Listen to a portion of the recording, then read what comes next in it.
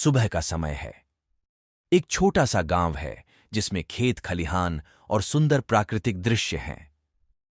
पक्षी चहचहा रहे हैं और गांव वाले अपने अपने कामों में व्यस्त हैं। गांव के किनारे पर दो मित्र रहते थे, मोहन और सोहन। दोनों बचपन से ही अच्छे दोस्त थे और एक दूसरे की हर समस्या में साथ देते थे।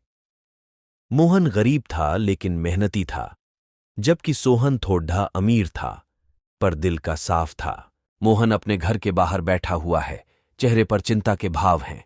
सोहन वहां आता है और मोहन से उसकी चिंता का कारण पूछता है। मोहन ने सोहन को बताया कि उसके पिता बीमार हैं और उनके इलाज के लिए पैसे नहीं हैं।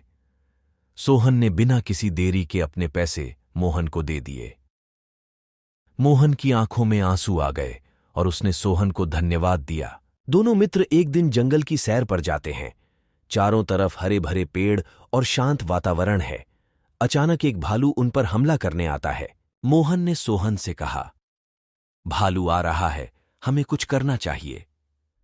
सोहन ने तुरंत एक पेड़ पर चढ़कर मोहन से कहा, तुम भी चढ़ जाओ। लेकिन मोहन पेड़ पर नहीं चढ़ पाया। वह जमीन पर लेट गया और सांस रोक ली, जैसा कि उसने सुना था कि भालू मृत व्यक्तियों को नहीं छूता। भालू मोहन के पास आता है, उसे सूंघता है और फिर चला जाता है। सोहन पेड़ से नीचे आता है और मोहन से पूछता है, भालू ने तुम्हारे कान में क्या कहा? भालू ने कहा कि सच्चे दोस्त वही होते हैं जो मुसीबत में साथ देते हैं। सोहन को अपनी गलती का एहसास हुआ और उसने मोहन से माफी मांगी। दोनों मित्र गांव की ओर लौट रहे हैं। रास्ते में उनकी बातचीत चल रही है। दोनों के चेहरों पर खुशी और संतोष के भाव हैं। सोहन ने मोहन से कहा, मैं वादा करता हूं कि अब से मैं हमेशा तुम्हारे साथ खड़ा रहूंगा, चाहे कैसी भी स्थिति हो। मोहन ने भी सोहन को धन्यवाद दिया और दोनों ने मिलकर तय किया कि वे हमेशा एक दूसरे की मदद करेंगे।